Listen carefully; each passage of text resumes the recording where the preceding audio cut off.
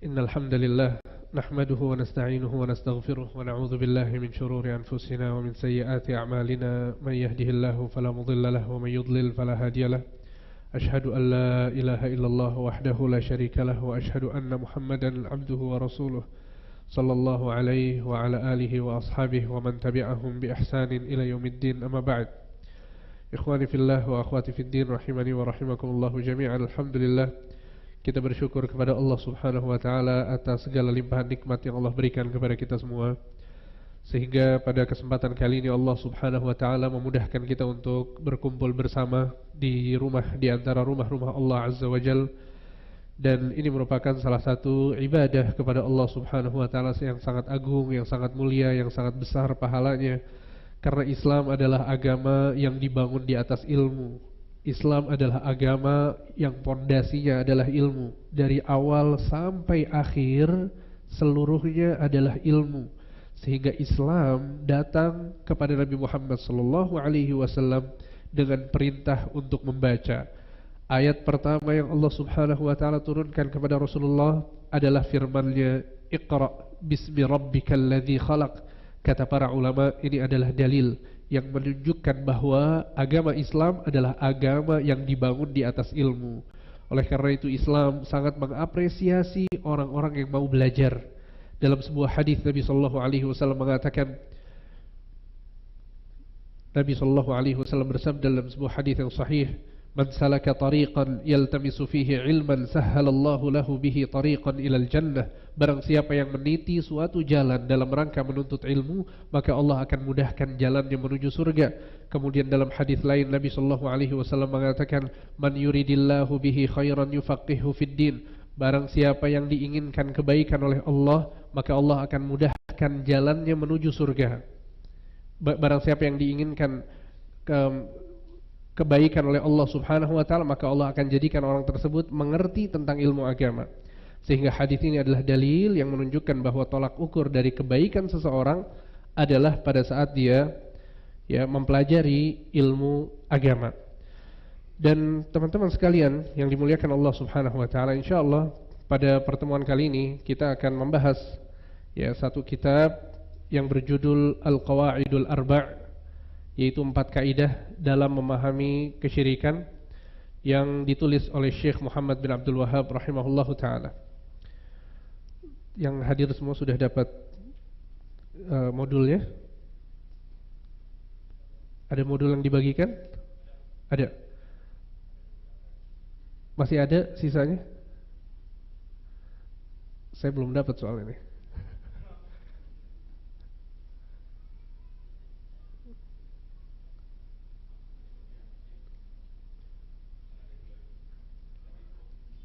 Ini punya siapa? Oh, sisa. Baik, kalau sisa enggak apa-apa. Barakallahu fiik. Jazakallahu khair. Baik. Ya, sehingga kita akan mempelajari bersama tentang kitab Al-Qawaidul Arba' karya Syekh Muhammad bin Abdul Wahhab rahimahullahu taala. Kitab ini adalah kitab yang sangat penting untuk dipelajari karena kitab ini merupakan salah satu pondasi dan landasan dalam memahami tauhid. Dan para ulama dari zaman ke zaman mereka senantiasa mengajarkan kepada para tulabul ilm, para penuntut ilmu, kitab ini yaitu kitab Al-Qawaidul Arba' sebagai permulaan untuk mempelajari tauhid. Sehingga banyak dari kalangan para ulama yang menyebutkan bahwa setiap talibul ilm, seorang penuntut ilmu, pada saat dia mau mempelajari, memahami tentang tauhid dengan benar, maka hendaknya dia memulai dengan kitab Al-Qawaidul Arba'. Kemudian bisa dilanjutkan dengan kitab Al-Usulul Thalathah. Kemudian bisa dilanjutkan lagi dengan Kitabut Tauhid. Kemudian dilanjutkan lagi dengan kitab Kashfus Syubuhat. Lalu kitab yang kelima adalah kitab Al-Aqidah Al-Wasithiyah, dan kitab yang keenam adalah kitab Al-Aqidah At-Tahawiyah. Sehingga 6 kitab ini adalah kitab-kitab yang penting sekali untuk dipelajari oleh setiap penuntut ilmu yang ingin mempelajari tentang ilmu tauhid. Jadi yang pertama adalah kitab Al-Qawaidul Arba' yang sekarang kita akan pelajari. Kemudian yang kedua adalah kitab Al-Usul Ats-Tsalatsah. Kemudian yang ketiga adalah Kitabut Tauhid. Dan kemudian yang keempat adalah Kashfus Syubuhat. Ya, yang keempat adalah kitab Kashfus Syubuhat, dan keempat kitab itu semua adalah karya dari Syekh Muhammad bin Abdul Wahhab rahimahullahu taala. Kemudian kitab yang kelima adalah Al-Aqidah Al-Wasithiyah karya Syekhul Islam Ibnu Taimiyah. Kemudian yang keenam adalah kitab Al-Aqidah At-Tahawiyah karya Al-Imam At-Tahawi rahimahullahu taala. Dan kitab ini yaitu Al-Qawaidul Arba' adalah menjelaskan tentang 4 kaidah dalam memahami kesyirikan. 4 kaidah dalam memahami kesyirikan. Ya, sehingga kita akan baca kitabnya ya kata per kata, kemudian kita akan mempelajari bersama isi dan kandungan dari kitab ini. Penulis mengatakan Bismillahirrahmanirrahim. As'alullah al-karim Rabbal arshil azim an yatawallaka fid dunya wal akhirah wa an yaj'alaka mubarakan aynama kunta wa an yaj'alaka mimman idza u'tiya syakar wa idza btuliya sabar wa idza aznaba astaghfar fa inna haula'i thalath unwanus sa'adah. Penulis mengatakan, aku memohon kepada Allah yang Maha Mulia, Tuhan Arsy yang agung, semoga Ia senantiasa menolongmu di dunia dan akhirat, menjadikanmu orang yang berkah dimanapun engkau berada, serta menjadikanmu orang yang bersyukur jika diberi nikmat, bersabar jika diberi ujian, dan beristighfar jika terjatuh kepada dosa. Karena 3 perkara ini adalah tanda kebahagiaan seseorang. Lihat, ini adalah muqaddimah yang disebutkan oleh penulis Syekh Muhammad bin Abdul Wahhab rahimahullahu ta'ala. Dan beliau memulai kitabnya dengan Bismillahirrahmanirrahim. Dan ini adalah sunnah bagi seseorang yang ingin menuliskan suatu karya tulis atau menuliskan satu surat. Maka disunnahkan bagi dia untuk menuliskan Bismillahirrahmanirrahim di awalannya. Kenapa demikian? Karena ini adalah yang diajarkan oleh Allah subhanahu wa ta'ala dalam Al-Quran. Ternyata Al-Quran, kitabullah, itu dimulai dengan Bismillahirrahmanirrahim. Begitu juga dengan sunnah Nabi sallallahu alaihi wasallam, bahwa Rasulullah sallallahu alaihi wasallam pada saat beliau menuliskan surat kepada Raja Romawi, kepada Raja Persia, kepada Raja Najasyi, kepada Raja Mesir Al-Muqawqis, Nabi sallallahu alaihi wasallam pada saat menuliskan surat tersebut, seluruh suratnya diawali dengan Bismillahirrahmanirrahim. Sehingga ini adalah dalil yang menunjukkan bahwa seseorang yang mau membuat karya tulis atau menuliskan suatu surat, maka hendaknya dia memulainya dengan awalan Bismillahirrahmanirrahim. Ya, bahkan Nabi Sulaiman alaihi salam pada saat menuliskan surat kepada siapa? Kepada Ratu Bilqis. Apa isi suratnya? Allah menyebutkan dalam Al-Quran, wa innahu min Sulaiman, ya, wa innahu bismillahirrahmanirrahim. Dari Sulaiman, bismillahirrahmanirrahim. Lihat, Nabi Sulaiman memulai awalan dari surat yang dia ingin sampaikan kepada Ratu Bilqis dengan awalan bismillahirrahmanirrahim. Baru kemudian isi dari surat tersebut. Apa isi surat Nabi Sulaiman? Nabi Sulaiman mengatakan, Allah ta'alu alayya wa'tuni muslimin. Ya, jangan engkau menyombongkan dirimu, maka datanglah kepadaku dalam kondisi berislam. Ya, ini adalah suratnya Nabi Sulaiman kepada Ratu Bilqis. Maksudnya adalah bahwa ternyata memulai Bismillahirrahmanirrahim dalam karya tulis atau dalam surat menyurat itu adalah sunnah Nabi Muhammad SAW. Bahkan itu juga dilakukan oleh Nabi Sulaiman, dan itu yang dicontohkan oleh Allah Subhanahu Wa Taala di dalam Al-Quran. Kemudian penulis di sini mengatakan, aku memohon kepada Allah yang Maha Mulia, Arsy yang agung, semoga Ia senantiasa menolongmu di dunia dan di akhirat. Subhanallah, lihat, ini salah satu ciri dari seorang guru yang menginginkan kebaikan kepada muridnya. Lihat, seharusnya yang mendoakan itu murid kepada guru atau guru kepada murid? Murid kepada guru. Tapi pada saat seorang guru dia memberikan perhatian kepada muridnya sampai memberikan doa kepadanya, ini berarti menandakan bahwa guru tersebut menginginkan kebaikan yang besar dari murid-muridnya. Dan ini yang dilakukan oleh Syekh Muhammad bin Abdul Wahhab rahimahullahu ta'ala. Beliau mendoakan kita semua, mendoakan orang yang membaca kitab ini, mendoakan orang yang mempelajari kitab ini dengan doa yang beliau sampaikan. an yatawallaka fid dunya wal akhirah. Semoga Allah menolongmu di dunia dan di akhirat. Dan kita butuh pertolongan Allah Subhanahu wa taala dalam kehidupan kita di dunia dan dalam kehidupan kita di akhirat. Allah Subhanahu wa taala yang memberikan kita rizki, Allah yang memberikan kita kebaikan-kebaikan dunia dan akhirat, Allah yang memudahkan kita untuk melakukan amalan-amalan saleh, Allah yang memberikan hidayah, Allah yang memberkahi kehidupan kita. Sehingga ini adalah doa dari penulis yang pertama, bahwa Allah Subhanahu wa taala, bahwa ia meminta kepada Allah Subhanahu wa taala agar menolong orang yang membaca kitab ini di dunia dan di akhirat. Kemudian doa yang kedua, kata beliau, wa an yaj'alaka mubarakan aina ma kunta, dan semoga Allah menjadikanmu orang yang berkah dimanapun engkau berada.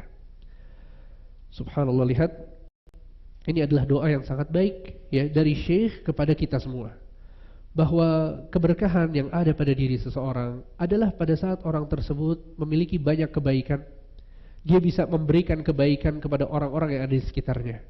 Orang yang berkah adalah orang yang memberikan kebaikan kepada keluarganya. Orang yang berkah adalah orang yang bisa memberikan kebaikan kepada tetangga-tetangganya. Orang yang berkah adalah orang yang bisa memberikan kebaikan kepada masyarakat, orang-orang yang tinggal di sekitarnya. Dan ini merupakan ya salah satu ciri dari orang yang beriman. Oleh karena itu ada satu pepatah Arab yang mengatakan, ya, atau perkataan ulama yang mengatakan al-mu'minu kal ghaith aina ma halla nafa'. Sesungguhnya orang yang beriman itu bagaikan hujan yang turun. Dimanapun dia berada, dia pasti akan memberikan manfaat. Ya, subhanallah, ini adalah doa yang kedua dari penulis agar menjadikan kita orang yang berkah. Sekali lagi, maksud dari berkah ya adalah orang yang memiliki banyak kebaikan sehingga kebaikan tersebut bisa dirasakan oleh orang-orang yang ada di sekitarnya.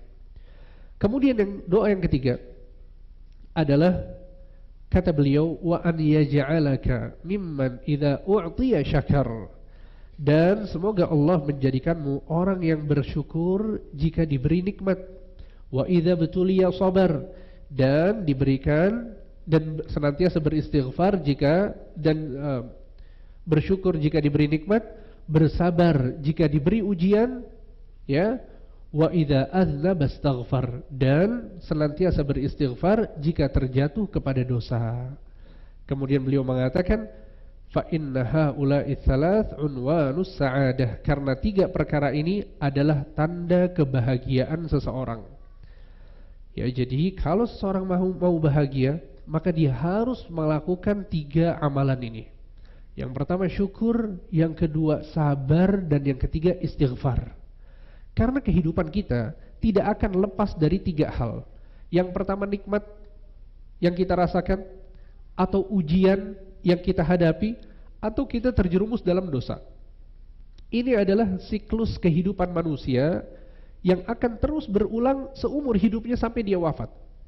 Kadang kita bahagia mendapat nikmat, kadang kita sedih mendapatkan musibah, dan terkadang kita lalai melakukan sebuah dosa. Sehingga yang harus kita lakukan adalah bersyukur, bersabar, dan beristighfar. Kalau kita bisa istiqamah untuk melakukan tiga perkara ini, maka Syekh di sini mengatakan sesungguhnya itu adalah tanda kebahagiaan seseorang. Dan ini diambil dari hadis Nabi sallallahu alaihi wasallam.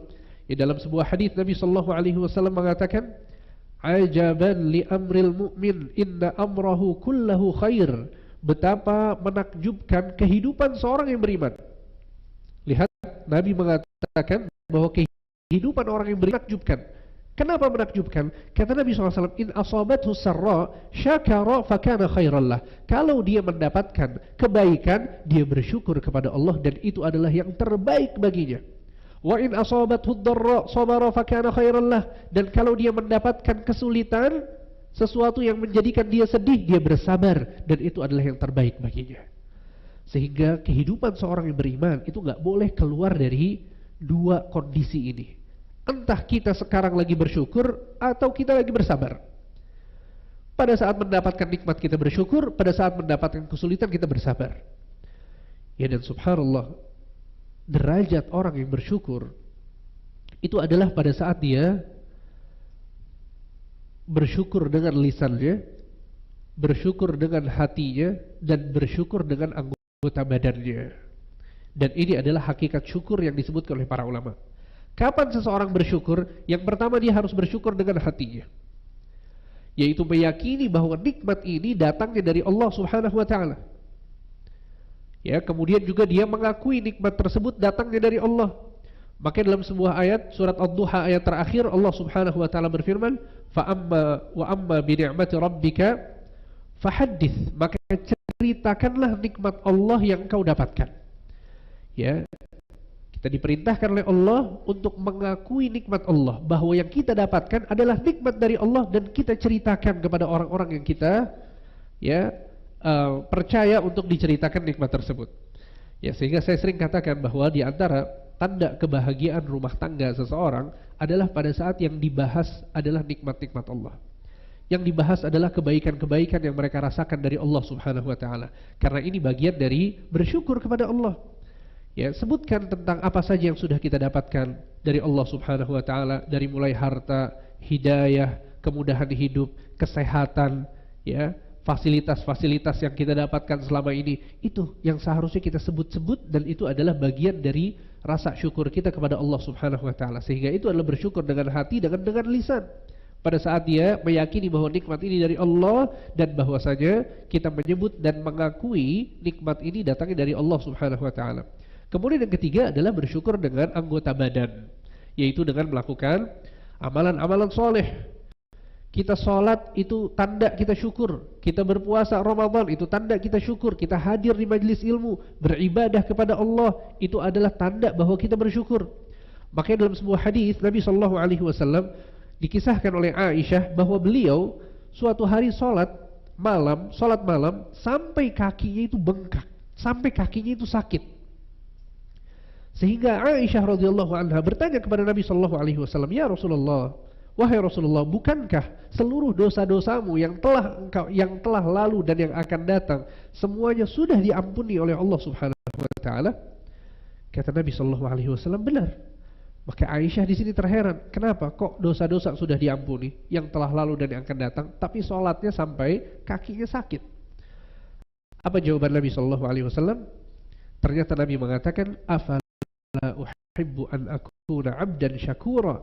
Aku melakukan ini sebagai bentuk syukur kepada Allah Subhanahu wa ta'ala. Jadi ini derajat yang sangat tinggi dari penghambaan diri seseorang kepada Allah. Ketika dia melaksanakan sholat bukan lagi sebagai beban kewajiban, tapi dia melaksanakan sholat sebagai bentuk rasa syukur dia kepada Allah. Dia mau berterima kasih kepada Allah sehingga dia beribadah kepada Allah Subhanahu wa ta'ala. Sehingga ini adalah kondisi yang pertama, bersyukur ketika mendapatkan nikmat, dan yang kedua adalah bersabar ketika mendapatkan ujian. Kemudian yang ketiga, beristighfar jika terjerumus dalam dosa. Ya, sehingga ini adalah muqaddimah yang disebutkan oleh penulis sebelum beliau masuk dalam inti pembahasan.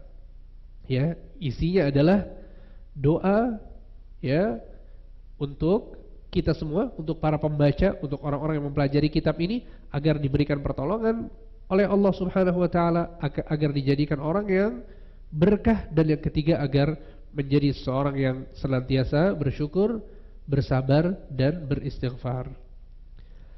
Kemudian selanjutnya penulis mengatakan, "I'lam arsyadakallahu li ta'atih annal hanifiyyata millatu Ibrahim an ta'budallaha wahdahu mukhlishan lahuddin kama qala ta'ala wa ma khalaqan."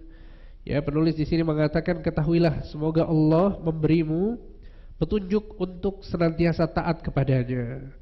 Dan ini juga salah satu akhlak yang sangat bagus dari penulis pada saat beliau memulai penjelasannya dengan menyebutkan sebuah doa. Ya, tadi di muqaddimah beliau menyebutkan doa. Sekarang sebelum masuk ke penjelasan inti dari pembahasan, beliau juga menyebutkan doa. Ya, dan ini sekali lagi adalah bagian dari kebaikan penulis kepada orang-orang yang mempelajari kitab-kitab beliau.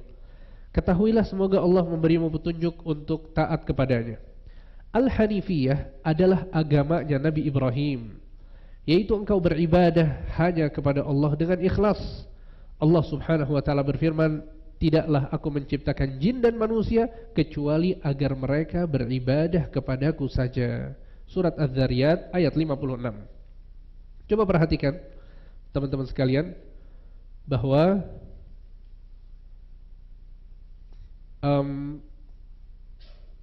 di sini ya penulis menyebutkan tentang Al-Hanifiyah. Ya, Al-Hanifiyah beliau mengatakan adalah agamanya Nabi Ibrahim.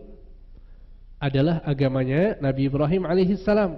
Apa itu agamanya Nabi Ibrahim? An ta'budallah wahdahu mukhlishan lahuddin, yaitu engkau beribadah kepada Allah saja dan dengan ikhlas, ya, dengan ikhlas.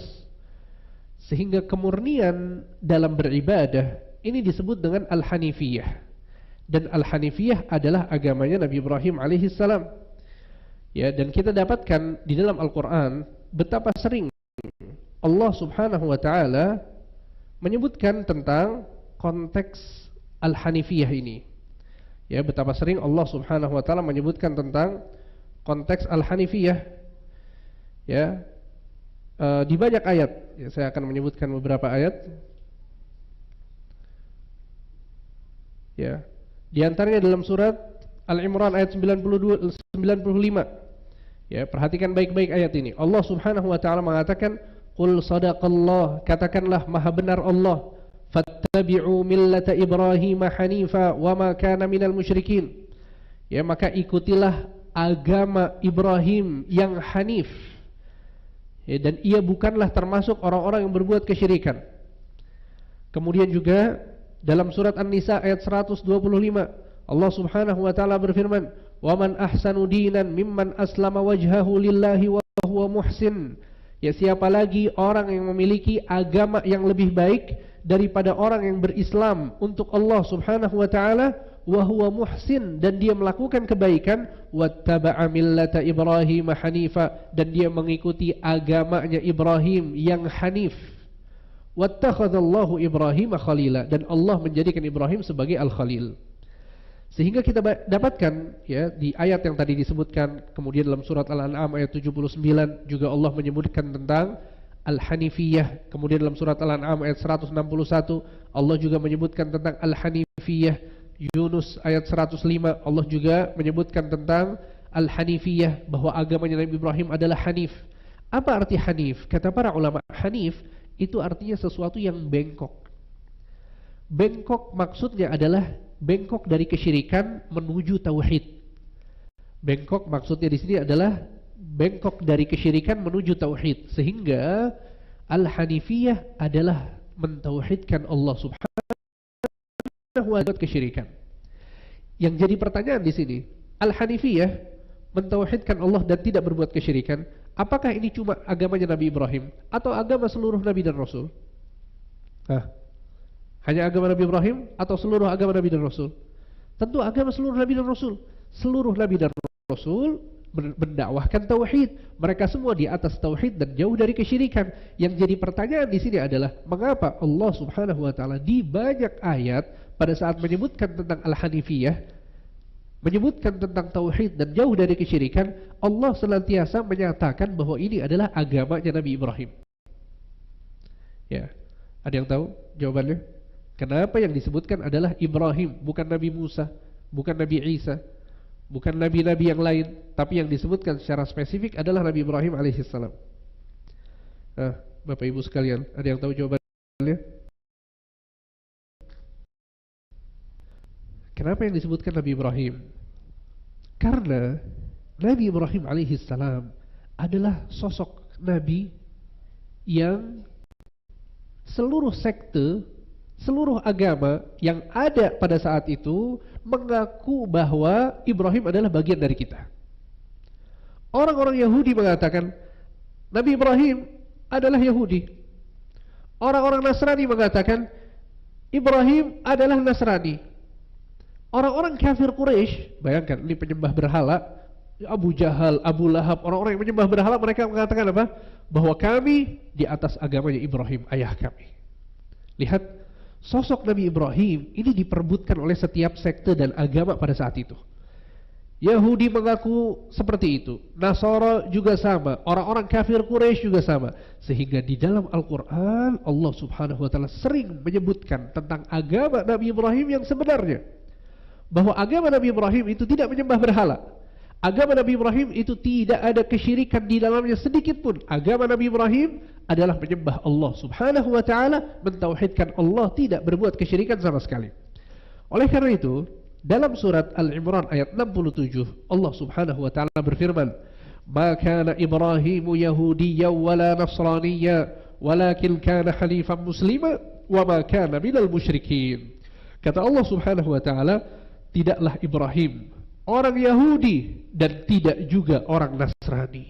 Lihat secara tegas Allah membantah pengakuan mereka yang tidak benar.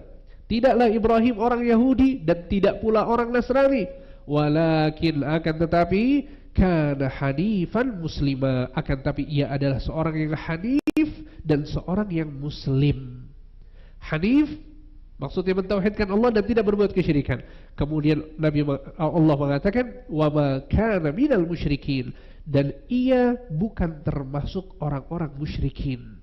Di dalam ayat ini Allah membantah orang-orang Yahudi, orang-orang Nasrani dan orang-orang musyrikin kafir Quraisy sekaligus, yaitu surat Al-Imran ayat 67. Ya, sehingga ini adalah agamanya Nabi Ibrahim Al-Hanifiyah, yaitu beribadah hanya kepada Allah, ya, mentauhidkan Allah subhanahu wa ta'ala, tidak berbuat kesyirikan. Kemudian di sini penulis menyebutkan surat Az-Zariyat ayat 56. Ya, Allah subhanahu wa ta'ala mengatakan, "Wa ma khalaqtul jinna wal insa illa liya'budun." Tidaklah aku menciptakan jin dan manusia kecuali untuk beribadah kepadaku saja. Ya, dan Imam Al-Bukhari rahimahullah dalam kitab Sahih Bukhari, ya, pada saat menjelaskan ayat ini kata beliau, "Wa ma'na ya'budun yuwahhidun." Arti dari liya'budun, ya, untuk beribadah kepadaku saja, artinya adalah untuk mentauhidkanku. Ya, ini adalah tafsir yang disebutkan oleh Imam Al-Bukhari rahimahullah di dalam kitabnya Sahih Bukhari. Ya, sehingga seseorang mempelajari tentang seseorang harus menyadari bahwa tujuan keberadaan dia di muka bumi ini adalah untuk mentauhidkan Allah subhanahu wa ta'ala, untuk menjadikan satu-satunya Tuhan adalah Allah, dan menjadikan Allah subhanahu wa ta'ala tujuan dalam melakukan sebuah ibadah. Ya, kemudian setelah penulis menyebutkan tentang kewajiban untuk bertauhid dan bahwasanya itu adalah agamanya Nabi Ibrahim yang harus kita ikuti, kemudian beliau mengatakan, ya, di halaman berikutnya, "Fa idza 'arafta anna Allah khalaqaka li'ibadatihi fa'lam anna al-ibadata la tusamma ibadatan illa ma'at tauhid, kama anna as-salata la tusamma salatan illa ma'at taharah, fa idza dakhala syirku fil ibadah fasadat kal hadathi idza dakhala fit taharah." Jika engkau telah memahami bahwa Allah menciptakanmu untuk beribadah kepadanya, maka ketahuilah sesungguhnya ibadah tidaklah disebut sebuah ibadah kecuali jika ada tauhid, sebagaimana tidaklah disebut sebuah salat kecuali jika ada kesucian di dalamnya. Sehingga jika ada kesyirikan yang masuk ke dalam ibadah, maka ia akan rusak sebagaimana hadas yang masuk ke dalam kesucian. Dalam konteks ini, penulis ingin menyebutkan kepada kita betapa pentingnya seseorang untuk menjaga tauhid di dalam dirinya. Bahwa mentauhidkan Allah subhanahu wa ta'ala ini adalah asas dalam keislaman seseorang. Islam seseorang itu bisa menjadi batal pada saat tauhidnya bercampur dengan kesyirikan. Sebagaimana sholat seseorang, taharah seseorang pada saat dia sudah berwudu, itu bisa batal dengan apa? Dengan hadas. Apa itu hadas? Ketika seorang mengeluarkan kotoran dari bagian depan atau bagian belakang, ya maka dia berhadas, batal wudunya. Sebagaimana Islam itu bisa batal, maka sebagaimana wudu itu bisa batal, ternyata begitu juga dengan Islam. Islam itu bisa batal. Ya, Islam batal dengan apa? Dengan kesyirikan yang dilakukan oleh seseorang. Sehingga kesyirikan adalah perkara yang sangat berbahaya. Kesyirikan adalah perkara yang sangat berbahaya. Oleh karena itu, seseorang yang mau menjaga tauhidnya, dia wajib mempelajari tentang kesyirikan. Maka para ulama pun mengatakan bahwa sebagaimana kita diwajibkan untuk mempelajari tauhid, maka kita juga diwajibkan untuk mempelajari kesyirikan. Sebagaimana kita diwajibkan untuk mempelajari kebaikan-kebaikan, maka wajib juga bagi kita untuk mempelajari keburukan-keburukan dan dosa. Ya, sehingga mempelajari kesyirikan adalah satu perkara yang harus kita lakukan. Umar bin Khattab radhiyallahu anhu ardah, beliau berkata, "Yushiku an tanqudha 'ural Islam 'urwatan 'urwah. Idza nasha'a fil Islam man la ya'riful jahiliyah." Kata Umar bin Khattab, sesungguhnya tali simpul Islam hampir saja terlepas seutas demi seutas. Kapan tali simpul Islam itu terlepas? Kata Umar bin Khattab, pada saat ada orang-orang Islam yang tidak mengerti tentang perkara jahiliyah. Lihat, Umar mewajibkan kita untuk mempelajari tentang perkara-perkara jahiliyah. Untuk apa? Bukan untuk dicontoh, bukan untuk kita melakukannya, akan tapi agar kita tidak terjerumus kepada kebiasaan-kebiasaan orang-orang jahiliyah. Ya, kemudian juga Hudzaifah bin Yaman, seorang sahabat yang mulia, beliau pernah mengatakan dalam suatu konteks hadis, kata beliau, "Kana an-nas yas'aluna Rasulullah sallallahu alaihi wasallam 'anil khair wa kuntu as'aluhu 'anil syarr makhafata an yudrikani." Sesungguhnya sahabat-sahabat Nabi, mereka sering bertanya kepada Nabi sallallahu alaihi wasallam tentang kebaikan-kebaikan, akan tapi aku sering bertanya kepada Nabi sallallahu alaihi wasallam tentang apa? Tentang keburukan-keburukan. Kenapa demikian? Makhafata an yudrikani, karena aku khawatir aku terjerumus dalam keburukan-keburukan tersebut. Ya, sehingga para ulama mengatakan bahwa kita wajib mempelajari dosa-dosa, keburukan-keburukan, hal-hal yang diharamkan oleh Allah Subhanahu wa taala berdasarkan pemahaman para sahabat yang tadi kita sebutkan. Umar bin Khattab, Hudzaifah bin Yaman, ini adalah manhaj mereka.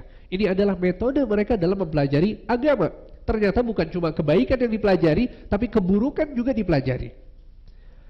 Ya, makanya kita dapatkan sekarang di dalam Al-Qur'an, Allah Subhanahu wa taala betapa sering menyebutkan tentang dosa-dosa dan kemaksiatan-kemaksiatan. Betul tidak? Allah menyebutkan tentang kesyirikan, Allah menyebutkan tentang dosa riba, Allah menyebutkan tentang dosa zina. Berbagai macam dosa disebutkan oleh Allah Subhanahu wa taala. Begitu juga dalam hadis-hadis Nabi sallallahu alaihi wasallam, bahwa Nabi SAW menyebutkan tentang berbagai macam dosa yang harus kita hindari. Sehingga sebagaimana kita mempelajari kebaikan, kita wajib juga untuk mempelajari keburukan-keburukan.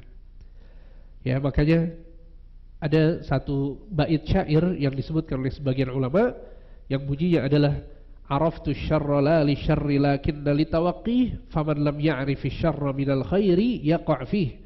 Aku mempelajari keburukan bukan untuk melakukannya, akan tapi aku mempelajari keburukan agar aku terhindar darinya. Barang siapa yang tidak mempelajari keburukan, maka dia akan terjatuh dalam keburukan tersebut. Ya, sehingga penting bagi kita semua untuk mempelajari dosa-dosa, seluk-beluknya, dalil-dalilnya, apa yang bisa menyelamatkan kita dari dosa tersebut. Makanya Umar bin Khattab radhiyallahu anhu ardah, beliau pernah masuk ke pasar kaum muslimin, kemudian beliau mengatakan, yang belum pernah mempelajari riba keluar dari pasar. Belajar dulu riba, kemudian baru kembali lagi. Lihat bagaimana Umar bin Khattab perhatian terhadap para kaum muslimin agar mempelajari keburukan supaya tidak terjerumus dalam hal tersebut. Ya, sehingga kita dapatkan ya, para ulama mereka senantiasa menuliskan karya-karya tulis yang isinya adalah kumpulan dosa-dosa. Di antaranya adalah kitab Al-Kabair. Kitab Al-Kabair, kumpulan dosa-dosa besar. Siapa penulisnya? Imam Az-Zahabi. Kemudian Syekh Muhammad bin Abdul Wahhab rahimahullah juga punya kitab Al-Kabair. Ya, kemudian Ibnu Hajar Al-Haytami juga punya kitab tentang dosa-dosa besar. Ya, untuk apa dikumpulkan dosa-dosa besar? Untuk jadi list, to-do list?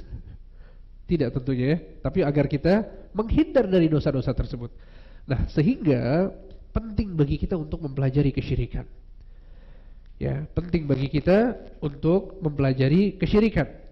Dan kesyirikan, teman-teman sekalian, ya, sebelum kita masuk ke kaidah-kaidah ini, kita perlu mengetahui bahwa kesyirikan adalah dosa terbesar, Kesyirikan adalah dosa terbesar. Tidak ada dosa yang lebih besar daripada kesyirikan.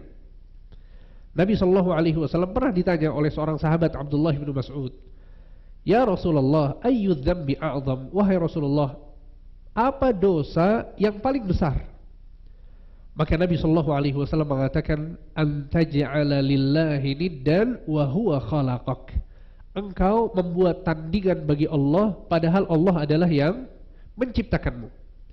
Sehingga hadis ini adalah dalil yang menunjukkan bahwa dosa syirik adalah dosa terbesar. Ya, silahkan dibayangkan Bapak Ibu sekalian, ada berbagai macam dosa di sekitaran kita. Di situ ada dosa zina, ada dosa mencuri, korupsi, zalim sama orang lain. Ya, dosa sangat banyak. Ternyata dari sekian banyak dosa, tidak ada satu dosa pun yang lebih besar daripada kesyirikan. Ya, berdasarkan hadis yang tadi disebutkan. Tinggal kemudian para ulama menjelaskan mengapa dosa kesyirikan adalah dosa yang terbesar. Mengapa dosa kesyirikan adalah dosa yang terbesar? Maka ada 7 alasan mengapa kesyirikan adalah dosa terbesar. Ya, ada 7 alasan mengapa dosa kesyirikan adalah dosa yang terbesar. Alasan yang pertama,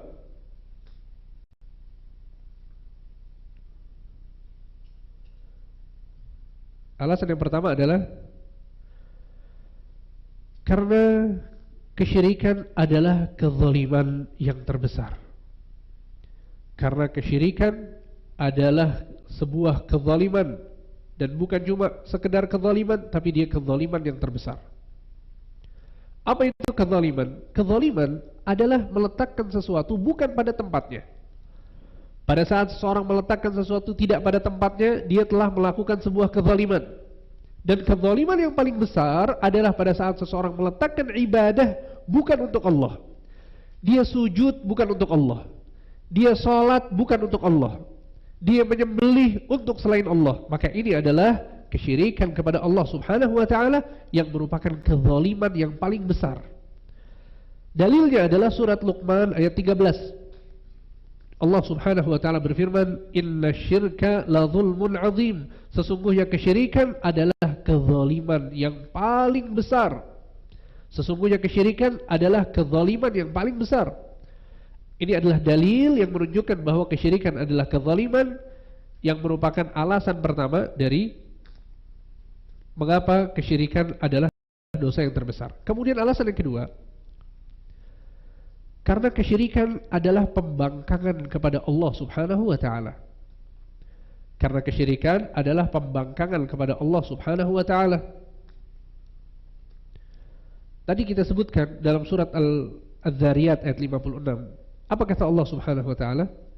"Wa ma khalaqtul jinna wal insa illa liya'budun." Tidaklah aku menciptakan jin dan manusia kecuali untuk beribadah hanya kepadaku, untuk mentauhidkanku. Ini adalah tujuan manusia hidup di dunia. Allah yang menggariskannya untuk kita. Kamu diciptakan buat beribadah hanya kepadaku. Kamu diciptakan untuk mentauhidkanku. Pada saat seseorang diciptakan, malah dia berbuat syirik kepada Allah, malah dia menyembah untuk selain Allah, dia menyembelih untuk selain Allah, berarti dia telah membangkang dari perintah Allah Subhanahu wa taala. Karena dia telah keluar dari tujuan diciptakannya orang tersebut. Dia keluar dari tujuan diciptakan orang tersebut. Ya, sehingga ini adalah alasan yang kedua. Ya, sehingga manusia pada saat dia diciptakan oleh Allah, dia harus menjadikan seluruh ibadahnya hanya kepada Allah. Oleh karena itu, dalam surat Az-Zariyat dalam surat Bayyinah ayat 5, Allah Subhanahu wa taala berfirman, "Wa ma umiru illa liya'budullaha mukhlishina lahud-din hunafa." Tidaklah mereka diperintahkan oleh Allah kecuali untuk menjadikan agama ini murni hanya untuk Allah Subhanahu wa taala. Kemudian dalam ayat lain Allah Subhanahu wa taala mengatakan, "Qul inna salati wa nusuki wa mahyaya wa mamati lillahi rabbil alamin la syarikalah." Katakanlah wahai Muhammad, sesungguhnya salatku, sembelihanku, kehidupan dan kematianku seluruhnya lillahi rabbil alamin, hanya untuk Allah Tuhan alam semesta, la syarikalah, tidak ada sekutu baginya. Ini yang harus dilakukan oleh setiap manusia pada saat dia diberikan kehidupan oleh Allah. Dia harus jadikan seluruh aktivitasnya itu untuk Allah Subhanahu wa ta'ala. Sehingga pada saat dia berbuat syirik, berarti dia telah melakukan pembangkangan kepada Allah Subhanahu wa ta'ala. Kemudian alasan yang berikutnya, yang keberapa? Alasan yang ketiga adalah karena hakikat perbuatan syirik adalah menghina Allah Subhanahu wa ta'ala. Karena hakikat perbuatan syirik adalah menghina Allah Subhanahu wa ta'ala. Ya.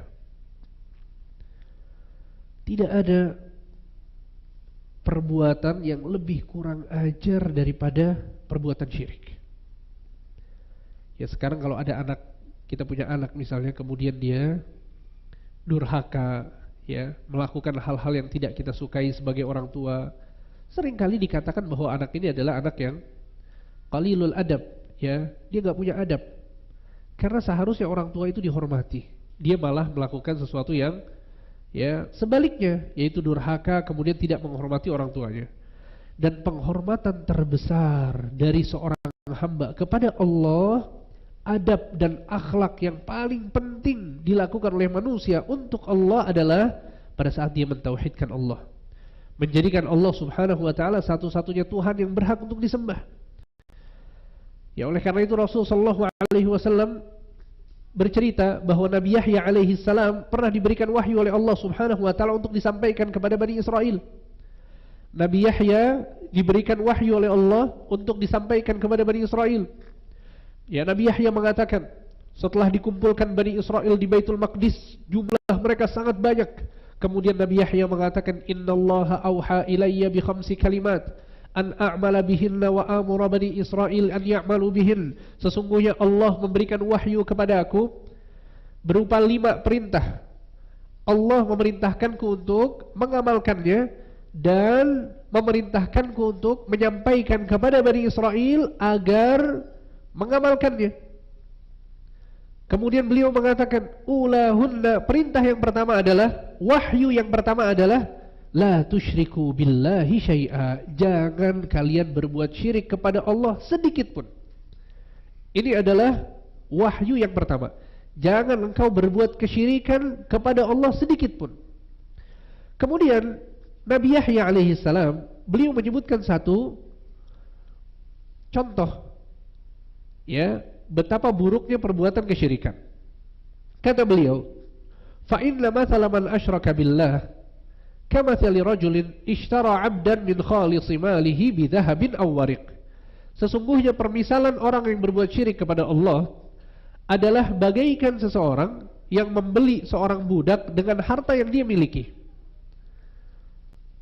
Ya.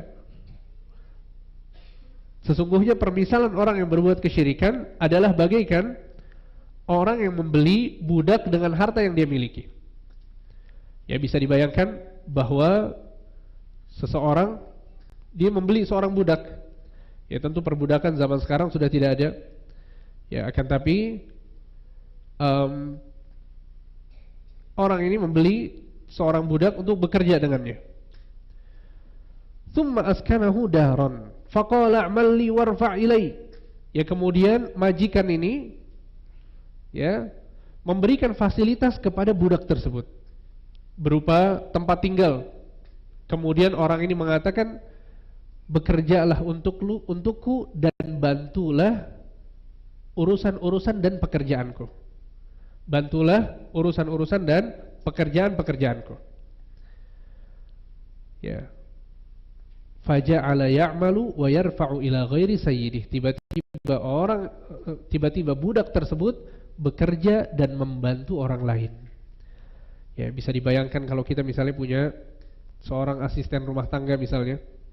Ya, kita punya pembantu rumah tangga. Kita pekerjakan untuk apa? Untuk membantu pekerjaan kita. Ya, khususnya ibu-ibu nih. Ya, dia memberikan fasilitas kepada ART ini, diberikan tempat tinggal, diberikan gaji bulanan. Tujuannya untuk apa? Untuk bersih-bersih di rumah, untuk membantu urusan-urusan rumah. Bayangkan jika kemudian orang tersebut yang sudah kita pekerjakan, yang sudah kita berikan fasilitas hidup, tiba-tiba yang dibersihkan bukan rumah kita tapi rumah tetangga kita. Apa yang kita lakukan terhadap orang ini? Ditambahin gajinya karena bantu rumah tetangga? Ya, maka di sini Nabi Yahya bin Zakaria mengatakan, fa ayyukum yarda an yakuna 'abdahu kadzalik. Siapa di antara kalian yang ridha memiliki budak seperti itu? Ya, dia sudah diberikan fasilitas, sudah diberikan gaji, sudah diberikan uang, akan tapi dia malah bekerja untuk orang lain. Ini adalah permisalan orang yang berbuat kesyirikan. Bahwa orang yang berbuat kesyirikan pada hakikatnya dia melakukan satu perbuatan yang seakan-akan menghina Allah Subhanahu wa taala. Allah yang menciptakan dia, seharusnya ibadahnya kepada Allah. Kenapa ibadahnya kepada selain Allah? Allah yang memberikan kepada dia rizki, seharusnya dia beribadah kepada Allah. Allah yang memberikan kepadanya kesehatan, kenikmatan-kenikmatan hidup, maka seharusnya ibadah yang dia lakukan itu hanya untuk Allah Subhanahu wa taala. Ya, sehingga ini adalah akidah yang harus kita yakini, bahwa pada saat Allah Subhanahu wa taala yang menciptakan kita, Allah Subhanahu wa taala yang memberikan kita rizki, maka seharusnya ibadah yang kita lakukan hanya ditujukan untuk Allah Subhanahu wa taala. Ya, betapa kurang ajarnya seseorang ketika diberikan banyak nikmat oleh Allah tapi dia malah menyembah kepada selain Allah Subhanahu wa taala. Kemudian Nabi Yahya mengatakan, fa innallaha khalaqakum wa razaqakum fala tusyriku bihi syai'a. Sesungguhnya Allah telah menciptakan kalian, Allah telah memberikan rizki kepada kalian, maka jangan kalian berbuat kesyirikan sedikit pun. Ya, jangan kalian berbuat kesyirikan sedikit pun. Kemudian alasan yang keempat adalah bahwa perbuatan syirik adalah murni keburukan dan kesesatan. Perbuatan syirik adalah murni keburukan dan kesesatan. Ya. Perbuatan syirik adalah murni keburukan dan kesesatan. Sehingga para ulama menjelaskan ya bahwa setiap dosa pada umumnya ya dilakukan oleh seseorang itu karena ada dorongan syahwat atau ada dorongan dia ingin mendapatkan satu benefit dari dosa tersebut. Ya. Mencuri misalnya. Seseorang kenapa dia bisa mencuri harta orang lain? Kenapa seseorang bisa korupsi? Karena ada dorongan syahwat yang menjadikan seseorang itu mau menjadi orang kaya. Dia ingin mendapatkan harta yang banyak. Akhirnya dia mencuri, akhirnya dia korupsi. Orang yang berzina misalnya, na'udzubillah min dzalik. Kenapa dia terjerumus dalam zina?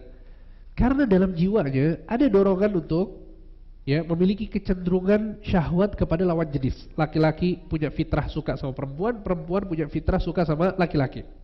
Ya, walaupun ini bukan berarti benar, ini dosa besar, akan tapi yang kita bahas adalah bahwa dosa-dosa pada umumnya itu ada dorongan syahwatnya, kecuali kesyirikan. Bayangkan orang yang beribadah untuk selain Allah, apa dorongannya, apa syahwatnya?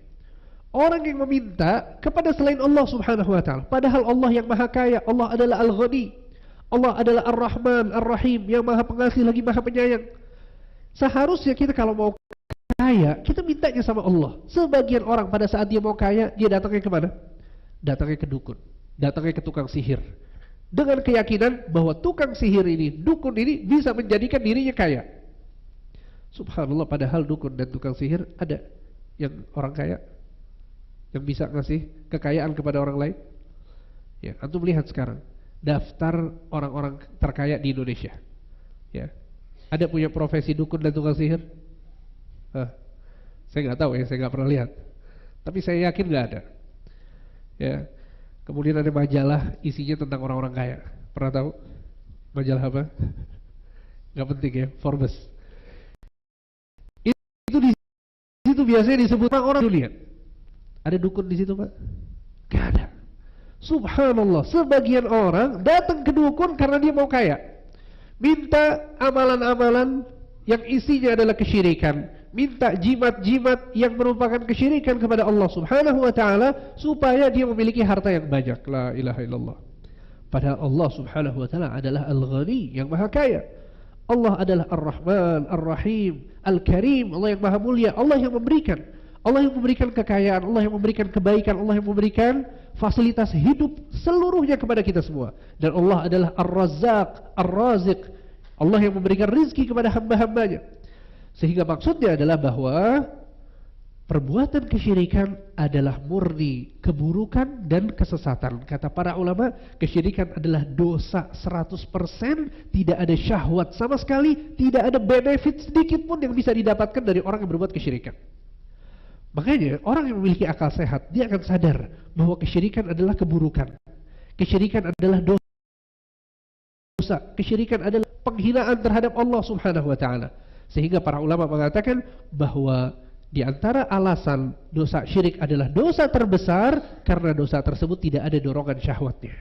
Tidak ada kebaikan sama sekali, murni keburukan dan murni kesesatan. Kemudian alasan yang berikutnya, yang keberapa? Yang kelima, bahwa dosa syirik tidak akan diampuni oleh Allah Subhanahu wa taala.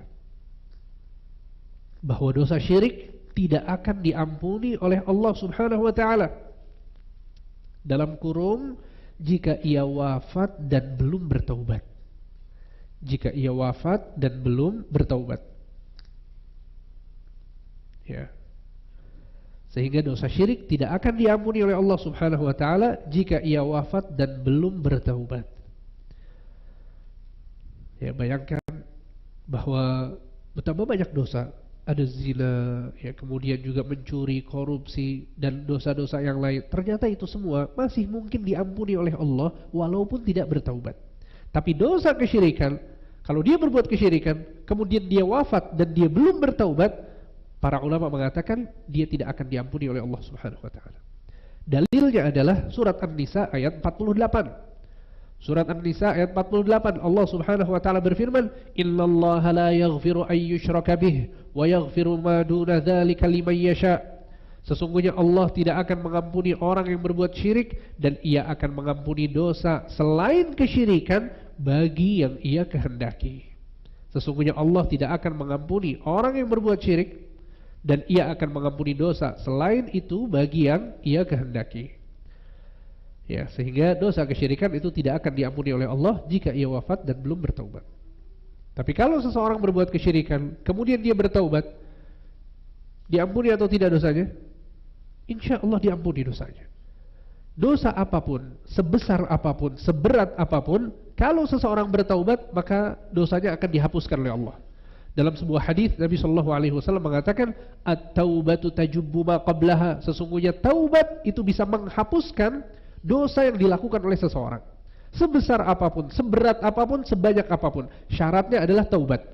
Tapi kalau seseorang tidak bertaubat, dilihat dosanya apa. Kalau dosa kesyirikan maka tidak diampuni oleh Allah. Kalau dosanya selain kesyirikan masih bisa mendapatkan syafaat dan diampuni oleh Allah Subhanahu wa taala. Sehingga itu adalah alasan yang kelima. Kemudian yang alasan yang keenam adalah karena dosa syirik akan menghapus seluruh amal soleh. Dosa syirik akan menghapus seluruh amal soleh. Ya.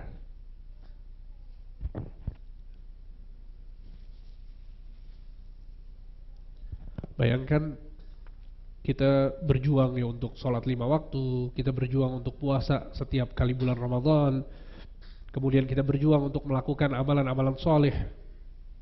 Ya, kalau umur kita 30 tahun, 40 tahun, seumur hidup kita melakukan kebaikan dan mendapatkan pahala-pahala dari kebaikan tersebut, satu kali saja kita berbuat kesyirikan, seluruh pahala yang sudah kita dapatkan, amal soleh yang sudah kita perjuangkan, semuanya terhapuskan. Semuanya terhapuskan. Karena apa? Karena kesyirikan yang kita lakukan. Ya, perhatikan ayat ini baik-baik. Ini adalah dalil yang menunjukkan tentang hal tersebut. Allah Subhanahu wa taala berfirman, ya, dalam surat Az-Zumar ayat 65. Allah Subhanahu wa taala mengatakan, "Wa laqad uhiya ilaika wa ilal ladzina min qablik la in asyrakta la yahbatanna 'amaluk." Sesungguhnya telah diwahyukan kepadamu dan kepada nabi-nabi sebelummu, barang siapa yang berbuat kesyirikan, jika engkau berbuat kesyirikan, maka seluruh amalmu akan kami hapuskan. Seluruh amalmu akan kami hapuskan. Ya, sehingga ayat ini, lihat, perhatikan betul ayat ini, bahwa Nabi Shallallahu Alaihi Wasallam diancam oleh Allah Subhanahu Wa Taala bahwa kalau Nabi Muhammad berbuat kesyirikan satu kali saja, amalan-amalan Nabi Muhammad akan dihapuskan. Bayangkan, ini konteksnya Nabi Muhammad. Bagaimana dengan kita? Ya. Kemudian juga dalam surat Al-An'am, ya, ayat 83 sampai 88. Ya, perhatikan ayat ini baik-baik. Allah Subhanahu wa taala menyebutkan tentang amalan-amalan dan kedudukan para nabi dan rasul. Allah Subhanahu wa taala mengatakan, "Wa tilka hujjatuna Ibrahim 'ala qaumih narfa'u darajatin man nasha inna rabbaka hakimun alim." Sesungguhnya itu adalah hujjah yang kami berikan kepada Ibrahim atas kaumnya. Kami tinggikan derajat orang-orang yang kami kehendaki. Sesungguhnya Tuhanmu adalah Maha bijaksana dan Maha mengetahui. Wa wahabna lahu Ishaq wa Yaqub, dan kami telah memberikan karunia kepada Ibrahim keturunan berupa Ishaq dan Yaqub. Kullan hadaina, mereka semua telah kami berikan hidayah. Wa Nuhan hadaina min qabl, dan Nabi Nuh telah kami berikan hidayah sebelum mereka. Lihat, Allah sedang menyebutkan tentang para nabi dan rasul. Kemudian kata Allah, wa min dzurriyyatihi, dan di antara keturunan dari Nabi Nuh adalah Dawud wa Sulaiman wa Ayyuba wa Yusuf wa Musa wa Harun wa kadzalika najzil muhsinin. Ya, di antara keturunannya adalah Dawud, Sulaiman, Ayyub, Yusuf, Musa, Harun, dan demikianlah kami membalas orang-orang yang berbuat kebaikan. Wa Zakaria wa Yahya wa Isa wa Ilyas kullun minas salihin, mereka adalah orang-orang yang saleh. Wa Ismaila wal Yasa' wa Yunus wa Lut, Nabi Ismail, Nabi Al-Yasa', Nabi Yunus dan Nabi Lut. Wa kullan faddalna 'alal 'alamin, mereka semua telah kami berikan keutamaan di atas alam semesta ini. Lihat bagaimana Allah memuji, menyanjung, menyebutkan betapa hebatnya para nabi dan rasul ini. Ya, kemudian Allah mengatakan, wa min abaihim wa dzurriyyatihim wa ikhwanihim wajtabainahum wa hadainahum ila siratim mustaqim.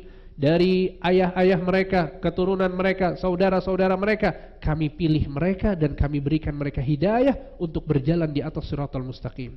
Kemudian Allah mengatakan, dzalika hudallahi yahdi bihi may yasha'u min ibadihi, itu adalah hidayah yang Allah berikan kepada orang-orang yang Allah kehendaki dari hamba-hambanya. Lihat, pujian untuk para nabi dan rasul yang sangat tinggi. Mereka para nabi diberikan hidayah di atas siratal mustaqim. Mereka orang-orang yang berbuat baik. Lihat, pujiannya luar biasa. Kemudian di akhir ayat ke-88, Allah mengatakan, walau asyraku, kalau mereka berbuat kesyirikan satu kali saja. Siapa maksud mereka di sini? Para nabi dan rasul. Kalau mereka berbuat kesyirikan satu kali saja, apa kata Allah? La habita anhum ma kanu ya'malun, maka akan kami hapuskan seluruh amalan yang mereka lakukan. Subhanallah, lihat. Para ulama mengatakan ini adalah dalil yang menunjukkan bahwa kesyirikan satu kali saja itu bisa menghapuskan seluruh amal soleh yang kita sudah perjuangkan. Bahkan hukum ini juga berlaku bagi para nabi dan rasul. Bukan berarti mereka terjerumus dalam kesyirikan, tidak. Para nabi dan rasul tidak ada yang terjerumus dalam kesyirikan. Tapi Allah ingin menjelaskan kepada kita betapa bahayanya kesyirikan, sampai-sampai Allah mengancam para nabi dan rasul jika mereka berbuat kesyirikan, maka amalan mereka juga akan terhapus. Kemudian yang berikutnya, yang ketujuh, yang terakhir adalah mengapa kesyirikan adalah dosa terbesar? Karena dosa syirik adalah sebab masuk neraka selama-lamanya. Karena dosa syirik adalah sebab masuk neraka selama-lamanya.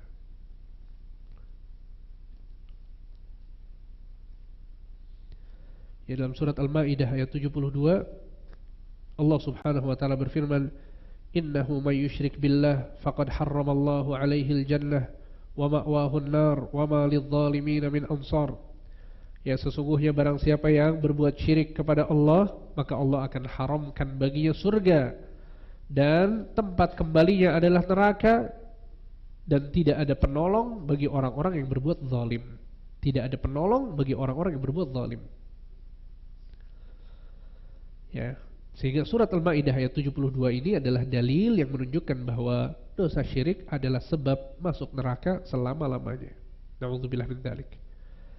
Ya, semoga Allah Subhanahu wa taala menjaga kita semua agar tidak melakukan kesyirikan sedikit pun seumur hidup kita. Kemudian ya, sehingga ini adalah 7 alasan mengapa dosa syirik adalah dosa yang terbesar. Kemudian berikutnya penulis mengatakan, silakan dilihat di halaman 2. Di halaman yang kedua. Di sini penulis mengatakan fa idza arafta anna syirka idza khalatal ibadata afsadaha wa ahbatal amal wa sara sahibuhu minal khalidina fil nar arafta anna ahamma ma 'alayka ma'rifatu dhalik la'alla Allah an yukhallisaka min hadhihi syabakah wa hiya syirku billahi alladhi qala Allah ta'ala fihi inna Allah la yaghfiru an yushraka bih wa yaghfiru ma duna dhalika liman yasha wa dhalika bi ma'rifati arba'i qawa'ida dzakaraha Allah bih. Penulis mengatakan yang artinya, jika engkau telah memahami bahwa kesyirikan jika mencampuri sebuah ibadah ia akan merusaknya, menghapuskan amalan serta menjadikan pelakunya kekal di dalam neraka. Lihat di sini penulis menyebutkan 3 keburukan dari kesyirikan dan kita sudah pelajari tadi berapa?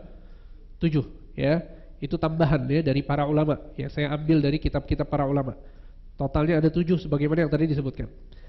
Maka kemudian kata penulis, kalau kita sudah pelajari itu semua, maka ketahuilah bahwa yang terpenting dalam hal ini adalah mempelajari hal tersebut. Maksudnya tentang kesyirikan. Semoga Allah menyelamatkanmu dari jaring ini, yaitu kesyirikan kepada Allah Subhanahu wa taala sebagaimana yang Allah jelaskan dalam firman-Nya. Ya, sesungguhnya Allah tidak mengampuni perbuatan syirik kepadanya dan ia mengampuni dosa selain itu untuk siapa yang ia kehendaki. Bagaimana cara belajarnya? Di antara metodenya adalah di sini Syekh mengatakan yaitu dengan mempelajari 4 kaidah yang telah Allah sebutkan dalam kitabnya. Ya, sehingga kitab Qawaidul Arba' ini adalah 4 kaidah untuk memahami kesyirikan. Oleh karena itu banyak dari kalangan para ulama yang mengatakan hendaknya seorang talibul ilm, penuntut ilmu memulai belajar tauhid dari kitab Qawaidul Arba'. Kenapa? Karena kitab ini sangat tipis, mudah untuk difahami, isinya hanya 4 kaidah yang bisa kita pelajari sehingga kita memahami kesyirikan kepada Allah Subhanahu wa taala. Maka insyaallah ya pada pertemuan-pertemuan yang akan datang kita akan mempelajari kaidah demi kaidah yang dituliskan oleh Syekh Muhammad bin Abdul Wahhab rahimahullahu taala. Kemudian yang terakhir ya sebelum saya lupa, bahwa setiap orang ya berusaha untuk mempelajari kesyirikan agar dia bisa terhindar darinya, dan itu yang kita lakukan dengan mempelajari kitab ini. Kemudian yang kedua yang tidak kalah penting adalah berdoa kepada Allah Subhanahu wa taala agar dijauhkan dari kesyirikan. Ya subhanallah, sebagian dari kita mungkin semangat untuk berdoa meminta rizki ya, berdoa untuk meminta kebaikan-kebaikan dunia ya, maka penting juga agar kita berdoa kepada Allah supaya terhindar dari dosa kesyirikan secara spesifik. Nabi Ibrahim alaihissalam beliau berdoa kepada Allah dengan mengucapkan apa? Wajnubni wa baniya an na'budal asnam. Ya Allah, jauhkanlah diriku dan keturunanku dari menyembah berhala. Siapa di antara kita yang berpikir untuk mendoakan anak keturunan tidak menyembah berhala? Nabi Ibrahim yang merupakan Nabi dan Rasul berdoa kepada Allah agar dirinya dan keturunannya tidak menyembah berhala. Ibrahim At-Taimi, seorang tabi'in, mengatakan, "Wa man ya'malul bala ba'da Ibrahim?" Siapa yang merasa aman dari kesyirikan setelah Nabi Ibrahim? Maksudnya adalah kalau Nabi Ibrahim tidak merasa aman dari kesyirikan, maka bagaimana mungkin kita merasa aman dari kesyirikan? Makanya kita harus berdoa, terus berdoa kepada Allah Subhanahu wa taala agar dijauhi dari kesyirikan. Kemudian juga Nabi Muhammad sallallahu alaihi wasallam mengajarkan kepada kita sebuah doa agar terhindar dari kesyirikan. Ada yang tahu doanya? Nah, doa yang diajarkan oleh Nabi Muhammad agar tidak terjerumus dalam kesyirikan. Ini doa teman-teman sekalian harus dihafalkan. Kalau kita betul-betul sadar akan bahaya kesyirikan, kita harus menghafal doa ini. Dibaca sesering mungkin pada saat sujud, sebelum salam, ya dalam kondisi-kondisi kita sedang berdoa, baca doa ini. Doanya adalah Allahumma inni a'udzubika an usyrika bika wa ana a'lam. Allahumma inni a'udzubika an usyrika bika wa ana a'lam wa astaghfiruka lima la a'lam. Yang artinya adalah, ya Allah, aku berlindung kepadamu dari berbuat kesyirikan dalam kondisi aku mengetahuinya, ya, dan aku memohon ampun kepadamu jika aku terjerumus dalam kesyirikan dalam kondisi aku tidak tahu. Ya, sehingga tolong dihafalkan doanya, karena ini adalah doa yang sangat penting yang menunjukkan tentang keseriusan kita dalam, ya, menjauhi kesyirikan. Barakallahu fikum. Semoga apa yang disampaikan insyaallah pada pertemuan-pertemuan berikutnya kita akan lanjutkan, dan kitab ini ringkas, mudah difahami, sehingga tidak akan menghabiskan waktu yang lama ya untuk mempelajarinya. Insyaallah mungkin beberapa pertemuan saja, 3 atau 4 pertemuan, insyaallah selesai semuanya. Barakallahu fikum wa sallallahu ala nabiyina Muhammad wa ala alihi wa sahbihi ajma'in. Baik, ini ada beberapa pertanyaan yang masuk.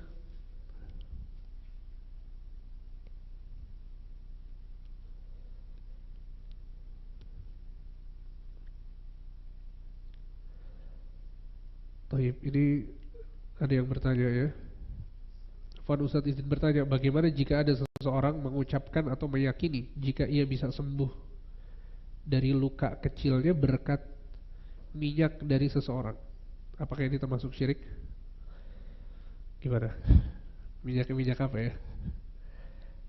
Intinya adalah kalau dia meyakini bahwa itu adalah sebab ya kesembuhannya, tapi kesembuhan itu datangnya dari Allah, maka nggak masalah. Ya, dan saya nggak tahu ya maksud minyak ini minyak apa ya? Minyak beneran minyak yang apa namanya, obat, atau minyak yang dapat dari dukun, dari tukang sihir. Ya, intinya adalah kalau maksudnya ya seperti minyak-minyak yang biasa dipakai pada saat seorang bengkak misalnya, atau sakit, luka dan lain sebagainya, kalau memang ternyata itu terbukti secara medis, ya maka nggak masalah diyakini bahwa itu sebagai sebab. Karena para ulama mengatakan, ya kalau memang sesuatu itu memang ya ditakdirkan oleh Allah menjadi sebuah sebab, boleh meyakini bahwa itu adalah sebab. Seseorang kenyang sebabnya adalah makan, boleh tidak? Boleh. Seseorang hilang dahaganya dengan minum, boleh tidak meyakini itu sebab? Boleh. Yang nggak boleh adalah pada saat sebab-sebab tersebut adalah sebab-sebab yang sifatnya itu khayalan, nggak ada hakikatnya dalam takdir Allah Subhanahu wa taala. Contohnya, ya, nomor 13 itu mendatangkan kesialan. Tayyib, kalau ada burung warna hitam bertengger di atas rumah seseorang, berarti artinya apa? Ada orang yang bakal mati di rumah tersebut. Ini sebab yang nggak benar. Ada kupu-kupu masuk ke rumah, berarti apa? Masya Allah, hafal semua ya. Nah, ini sebab-sebab yang nggak boleh diyakini. Ya, sehingga sebab boleh diyakini itu karena 2 perkara. Yang pertama karena dalil dalam Al-Quran dan Sunnah. Yang kedua karena takdir yang Allah takdirkan. Dalil dari Al-Quran dan Sunnah, contohnya air Zam-Zam. Kita minum air Zam-Zam supaya menyembuhkan penyakit. Boleh tidak meyakini sebab itu? Hati-hati, ayo. Boleh. Dalam sebuah hadis Nabi mengatakan, ma'u Zam-Zam lima syuribalah. Air Zam-Zam tergantung untuk apa diminum. Dalam hadis lain Nabi mengatakan, ma'u Zam-Zam ta'amu tu'min wa shifa'u suqmin. Air Zam-Zam adalah makanan untuk orang yang lapar dan kesembuhan untuk orang yang sakit. Walaupun belum terbukti secara medis, tapi ada dalilnya, boleh kita meyakini itu sebab. Kemudian yang kedua adalah secara takdir. Ya, contoh misalnya obat paracetamol itu bisa menghilangkan rasa sakit. Boleh tidak meyakini sebab itu? Boleh, nggak masalah. Itu terbukti secara medis. Ya, tapi kalau kemudian pakai cincin, nanti bisa jadi orang kaya. Ya, tulis mantra, masukin ke dompet, taruh di kantong, nanti dompetnya tiba-tiba jadi banyak uangnya. Ya, nggak boleh itu ya. Seperti itu, wallahu alam. Bagaimana cara bertaubat dari dosa syirik? Apakah harus mengulang syahadat atau cukup bertaubat kepada Allah Subhanahu wa taala? Enggak masalah mengulang syahadat. Syekh Shalih Al-Fauzan hafizahullah taala, beliau pernah ditanya tentang orang yang melakukan pembatal-pembatal kesyirikan. Apakah harus syahadat lagi? Kata Syekh Shalih Al-Fauzan, silahkan syahadat lagi. Ya, kalau dia terjerumus dalam kesyirikan, kekufuran kepada Allah, enggak masalah syahadat lagi. Kemudian bertaubat kepada Allah dengan taubatan nasuha, minta ampun kepada Allah, ya, berusaha untuk tidak kembali lagi ke dosa tersebut. Ya, semoga Allah Subhanahu wa taala ampuni dosa-dosanya.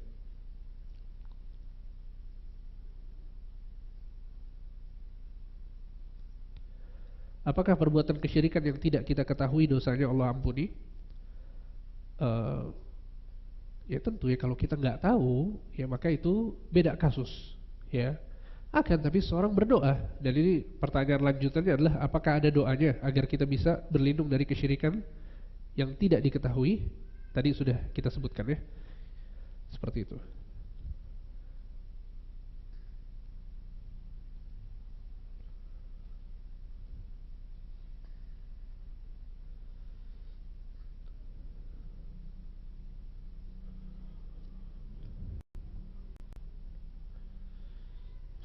Apakah melakukan ibadah yang tidak ada tuntunannya dari Rasulullah bagian dari syirik? Ya, tentu ya, kesyirikan itu adalah beribadah kepada selain Allah Subhanahu wa taala. Kesyirikan itu adalah beribadah kepada Allah, kepada selain Allah Subhanahu wa taala. Ya, adapun kalau seseorang itu ya dia melakukan ibadah tidak sesuai tuntunan Nabi sallallahu alaihi wasallam, tidak dikatakan dia melakukan kesyirikan. Ya, akan tapi dia melakukan perkara apa? Perkara bid'ah atau terjerumus dalam perkara baru dalam beragama. Karena pada hakikatnya syarat diterimanya amalan seseorang adalah pada saat dia ikhlas karena Allah dalam beribadah dan juga sesuai dengan tuntunan Nabi sallallahu alaihi wasallam pada saat dia beribadah. Itu adalah dua syarat diterimanya amalan. Sehingga ikhlas itu lawan dari kesyirikan dan ittiba' itu lawan dari perkara bid'ah.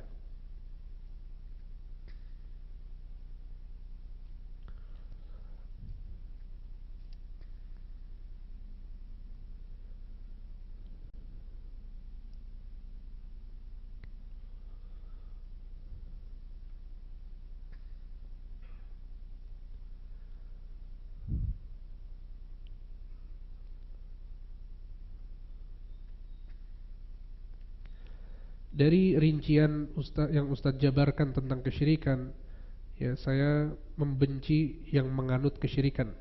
Ya, bagaimana, apakah sikap ini benar? Ya tentu ya, setiap orang wajib membenci dosa dan maksiat, dan diantaranya adalah kesyirikan. Ya sekarang bayangkan ya, ada seseorang, na'udzubillah, melakukan dosa-dosa besar. Ya, dia berzina, mencuri, korupsi, membunuh orang lain. Kira-kira antum mungkin suka sama orang ini? Suka atau benci? Ada orang na'udzubillah min dzalik, laki-laki suka sama laki-laki. LGBT.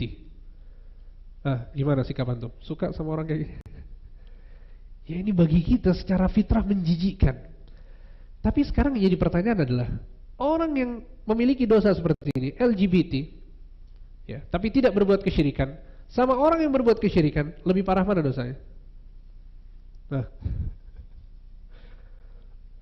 Mana lebih parah dosanya? Orang yang LGBT atau yang berbuat kesyirikan? Yakin? Gak masalah LGBT? Bukan berarti gak masalah ya. Dia dosa besar, sangat-sangat besar, dilaknat oleh Allah Subhanahu wa taala. Bahkan Nabi sallallahu alaihi wasallam mengatakan hukuman orang yang berbuat perilaku kaum Nabi Lut adalah apa? Dilempar dari bangunan yang paling tinggi, kepala di bawah, kaki di atas. Itu adalah hukuman bagi orang-orang yang suka sesama jenis. Na'udzubillah, dosa yang sangat besar. Tapi ternyata dosa ini tidak lebih besar daripada kesyirikan.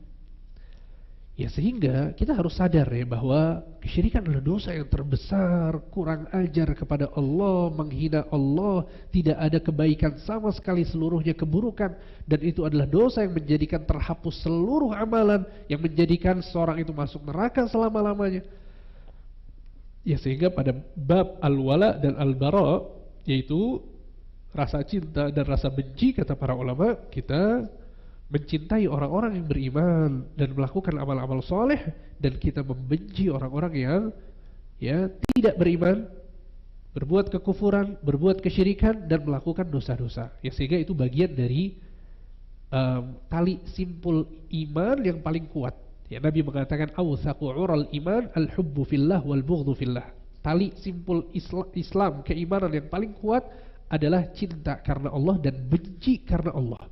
Jadi kita diperintahkan oleh Allah untuk membenci orang-orang yang berbuat kesyirikan.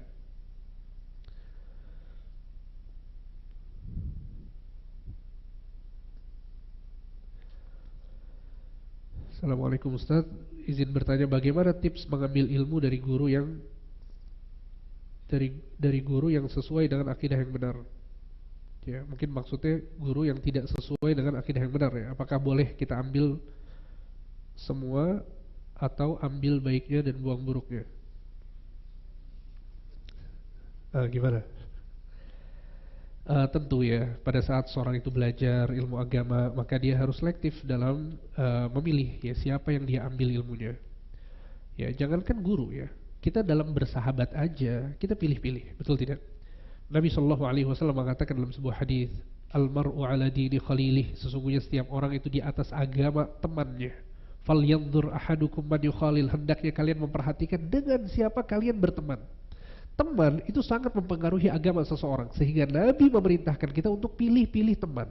Maka bagaimana dengan seorang guru yang kita meyakini sebuah akidah ya, yang kita berharap kita bisa masuk surga karenanya, kalau kemudian yang disampaikan adalah sesuatu yang menyimpang atau dia memiliki keyakinan-keyakinan yang tidak sesuai, maka ya kita mencari ya guru yang justru dia berakidah dengan akidah yang benar ya, yang lurus, yang tidak menyampaikan hal-hal yang sifatnya itu menyalahi agama ya. Saya sering kasih ilustrasi sebagai berikut, bahwa pada saat kita mau datang ke dokter ya, seringkali kita selektif mencari dokter, betul tidak? Apalagi ibu-ibu nih, pada saat mereka hamil misalnya, kemudian mau melahirkan, tanya dulu ibunya, tanya kakak perempuannya, tanya tantenya, tanya teman-temannya yang pernah melahirkan, siapa dokter yang paling bagus, yang cocok agar dia nanti lahiran. Ya, subhanallah, selektifnya luar biasa. Kenapa? Karena kaitannya dengan nyawa kita, kaitannya dengan kesehatan kita. Kita nggak mau ambil resiko. Kalau ini yang kita lakukan pada saat kita perhatian terhadap tubuh kita, terhadap kesehatan kita, maka agama kita lebih wajib untuk kita perhatikan. Jangan sampai kemudian kita tidak selektif dalam mencari guru ya, atau ustadz yang kita mengambil ilmu darinya, seperti itu. Dan ini satu hal yang wajar ya, dan ini kebiasaan para salaf dari zaman dahulu. Pada saat mereka mau belajar dari seorang guru, mereka cross check dulu, tanya orang-orang di sekitarnya, ini guru ini belajar di mana, track recordnya seperti apa yang dia sampaikan, bagaimana rekomendasi dari guru-guru yang lain ya, sehingga ini adalah cara kita mengetahui apakah dia guru yang pantas diambil ilmunya atau tidak. Dilihat track recordnya seperti apa, pernah belajar atau tidak ya, belajar di mana, siapa guru-gurunya, dicek ya. Kemudian yang kedua adalah mendapatkan rekomendasi dari orang-orang yang berakidah lurus ya. Tanyakan, ya nggak masalah. Wallahu a'lam.